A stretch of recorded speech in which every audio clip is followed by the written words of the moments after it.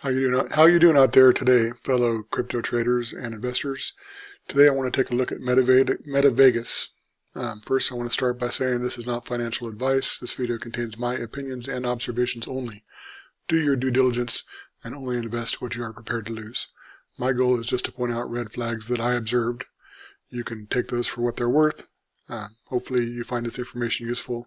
If you do, please subscribe to my channel. I plan to look at several more projects if there is an interest in anything that I have to say.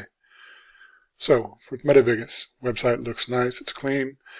The project sounds interesting. I have some questions about the legality of whether or not you can actually open a website for gambling or a crypto coin for gambling purposes on U.S. soil. These are U.S. citizens supposedly based out of Las Vegas doing this, and that raises some questions, especially with crypto and blockchain being virtually anonymous.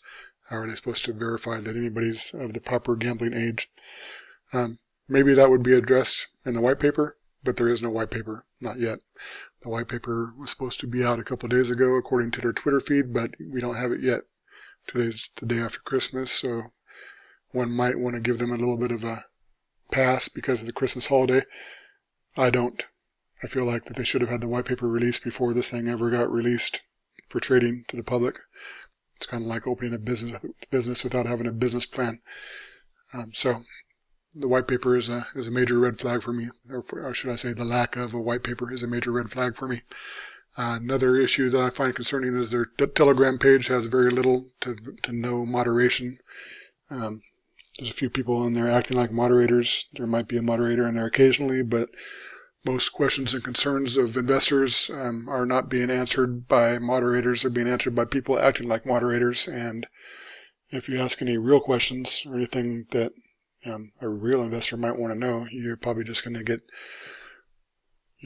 accused of being a fudder and kind of ran out of there. So that's kind of the standard with Telegram. You got everybody on there. Most of the people that are on there are just pumping, trying to get you to buy. So you can't listen to anything anybody says in there because everybody's in there for their own personal interests. It should be pretty obvious. If it's not obvious to you, then maybe crypto isn't the thing for you. To me, Telegram pages is more for kind of just entertainment, to watch the things that people say to each other, and occasionally you can get a question answered, but currently not the case with MetaVegas, at least not most of the time. Some minor things I've noticed on the website that caught my attention is the improper use of the apostrophe on the word teams. Apostrophe goes after the S if you're talking about multiple teams in a possessive sense of the word, but when you're talking about one team, the apostrophe goes before the S. I know, minor, but more on that later. Second, these little character flaws in here, also minor, but again, more on that later. We're talking about two highly educated co-founders that opened this site or opened this project, so these seem to be noticeable to me. You got a University of Yale master's degree graduate who's making minor grammatical errors, so either he didn't proofread it, or he didn't know, or he didn't go to Yale and get a master's degree. I don't know. Which is it? Same thing with the computer science major, from University of Chicago as one of the co-founders. This is sloppy at best and competent at worst to have these little flaws on your website released to the public. So they are minor, but take it for what it's worth. Next, if we go to the Vegas FX page, for example, and look at some of these images. If we open this image in a new tab and we grab the URL from it, we go over here to Google Images, paste in the URL,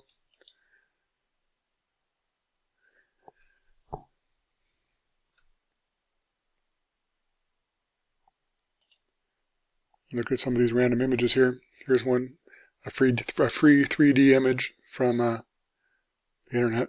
Basically, anybody can get it. It may be subject to copyright, don't know. But let's take a look at that image. Let's take a look at the image over here. kind of looks a lot alike to me. Then you got this other image here. Up here it says MGM. Over here, same image, except it has the MV logo. So it's kind of a red flag to me that they are just using generic images off the internet and changing their logo. I don't know if that means anything, but, and again, we also have more of these little character references. So to have so many of them, to me, is a red flag. The other thing that I'm concerned about, if we go to the team, this is the part that's most concerning to me. So we go to LinkedIn. We've got Anthony Bauer here. Let's go to his LinkedIn profile page. I'm not signed into LinkedIn right now because I don't need to post my personal information on the web. But the experience looks impressive. He's a co-founder of MetaVegas. He worked for Scientific Games. He worked for Visa. He worked for Salesforce. And he's got Yale University and Stanford University. If I was going to make up a profile, seems like pretty much almost exactly the stuff I'd want to put on there. Noticeable to me is how come this is not linked to their webpage? And how come if you look for MetaVegas, there's nobody else other than the two co-founders associated with this site on LinkedIn? Don't they have a team of other developers that maybe, would also list MetaVegas as their current employer or something that they're involved in? Normally, if you have a link here, or if you search for MetaVegas, you can find other people who are involved with the company. The other thing that's important to note is some people on Telegram have been impressed by the fact that he has 500 plus connections. That means nothing. I can buy connections. I can go in and just connect to lots and lots of people. What would be more impressive is if he had 500 plus followers, which means that he has people who actually care about anything he has to say and are actually following him so that they can see his posts and follow what he's up to. He has 0 followers that I can see. Even when I'm logged in, it shows 0 followers. Same thing for the other co-founder. They both have 500 plus connections, 0 followers, and they also have no activity. I hardly ever use LinkedIn for work, but I have at least a few things where I've liked an article or I've posted something, and there's a little bit of activity associated with my LinkedIn profile. You can look at it yourself, but you won't find any activity associated with either one of these co-founders. And they use, he's also using the same exact image on his LinkedIn profile that he's using on his website. Does he only have one image of himself? Seems kind of odd to me. If I was a co-founder of a project like this, I would be on LinkedIn and everywhere else promoting my project, posting exciting updates, putting links out there, and there'd be some activity for people to follow on LinkedIn. Nothing here. That's a major red flag to me that this has been a fabricated profile. I could be wrong, not making accusations, but that's my opinion. Also, if you really take a look at it and look at these job descriptions, pretty generic. I can pretty much go on the online and do a search and say, what does the CEO do? And you might find something that says CEO makes high-level corporate decisions and manages overall operations, blah, blah, blah. Copy and paste that and put in there, this is what I do. There's nothing unique about these job descriptions. What did you do at business intelligence as a business intelligence specialist? Another thing that's interesting is, how did you meet your co-founder? That would be something I'd put on my website. This is how we met. This is what our passion is. This is what we're doing. This is our vision. None of that is there. And also the everything just seems too perfect. He went to school for exactly 4 years at Stanford. He went and got his master's degree and exactly 2 years at Yale.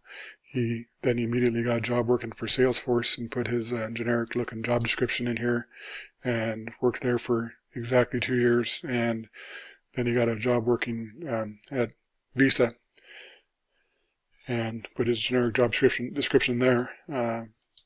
Only worked at Scientific Games for a year. If somebody out there can show me and prove to me that this individual exists and this is his profile and he actually worked at this place and that place, see, like, look here, you got a link here to Scientific Games.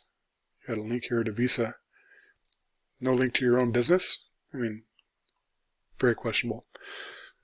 So these are the things that I find interesting about this project, about this website. Again, like I said, this is not financial advice. These are my personal opinions. You can take them or leave them. Good luck to you. And if you like what I had to say, please subscribe, and I will release more videos if there's interest. Take care. Good luck.